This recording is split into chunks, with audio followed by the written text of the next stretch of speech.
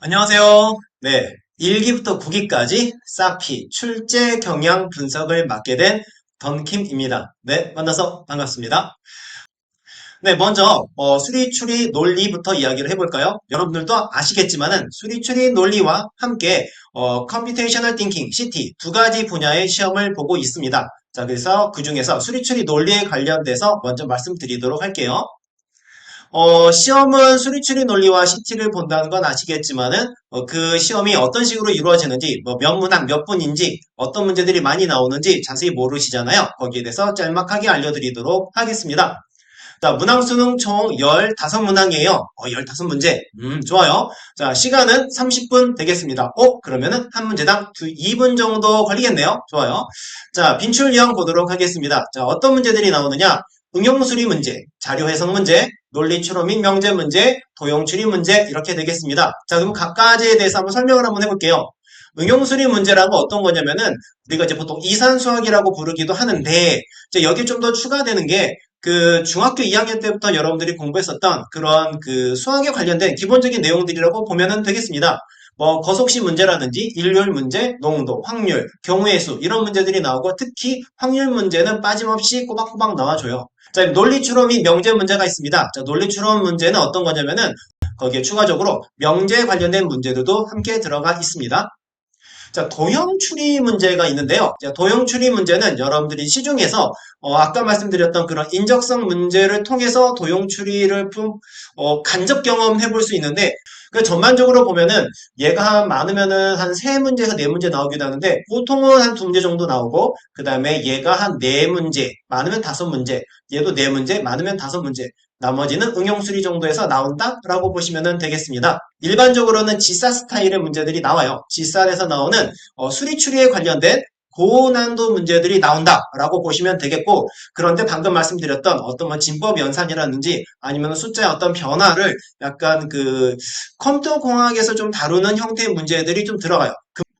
합격 예상 총 15문제 중에서 11문항 이상 정도라고 본다는 이야기는 우리가 이제 생각보다 문제가 어렵면은 전체 우리가 총 기수별로 나왔었던 문제 유형을 한번 보도록 하겠습니다. 저희가 좀 오랫동안 살펴봤네요. 네, 오랫동안 좀 살펴봤는데 일률, 최대 공약수, 최소 공백수, 그 다음에 금액에 관련된 거는 빠짐없이 나오는데 이게 사실 이제 그 이공계 학생들은 좀 싫어하고 오히려 더 상경계 이쪽 사회계열 학생들은 또 좋아하는 그런 내용이기도 하더라고요. 자, 확률 문제 빠짐없이 나오고 자, 그런 의미에서 이제 자료 분석, 도형 추리, 논리 추론 이쪽 비중이 상당히 높다라는 거를 여러분들이 보시면 알 수 있죠. 그래서 자료 분석 문제는 나오면 웬만하면 푸니까 나오면 좋다라고 생각하시면 되는데 자, 그러면 두 번째 바로 이제 CT 보도록 할게요. 컴퓨테이셔널 띵킹이라고 부릅니다. 자, 컴퓨테이셔널 띵킹 문제는 총 몇 문제가 나오는 거냐면은 5 곱하기 5, 총 25문항 이렇게 얘기하는데 이게 무슨 뜻인 거냐면은 큰 문제 하나에 작은 문제 5문항이 붙어 있다. 형태는 이렇게 생겼습니다. 이제 저희가 이제 만들어서 사용하는 문제 중에 하나인데 어떤 상황이 주어지고 예시도 주어지고 그래서 문제가 1번, 2번, 3번, 4번, 5번 이렇게 주어집니다. 이 상황이 만약에 1번이면 답이 뭐고 2번이면 뭐고 3번이면 뭐고 5번이면 뭐고 라는 형태로 문제가 나와요. 그래서 이게 하나가 되겠고 이런 게 총 5개가 나온다라고 보시면 되겠습니다. 자, 시간은 40분. 자, 빈출형 보도록 하겠습니다. 자, 단순하게 계산하기만 하면 풀 수 있는 그런 문제들, 그 다음에 그 계산하는 과정에서 어떤 분류를 이용해서 푼다든지, 점화식을 이용한다든지, 이거를 이제 우리가 DP라고 해서 다이나믹 프로그래밍이라고 하는데, 그런 형태의 문제지만은 그렇게 어렵지 않은 형태의 문제들이 좀 보입니다. 자, 그 다음에 그래프라는 그런 자료 구조에 관련된 문제, 그리고 그리디 쉽지, 사실은 상당히 좀 그런 패턴을 찾기가, 규칙을 찾기가 쉽지는 않아요. 자, 최신 경향 말씀드리겠습니다. 최신 경향은 문제가 조금 쉬워졌다. 기존보다 쉬워졌다. 하지만 이제 마지막 케이스 답은 결국엔 좀 구하기는 어려울 거다. 마지막 케이스 이런 거죠.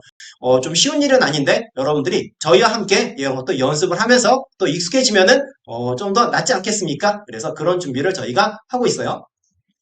자, 그러면 합격 예상은 이러다 보니까 한 4문항 4개 가까이 맞추신 분들이 아마 합격하는 게 아닌가라는 조심스러운 판단을 하고 있습니다.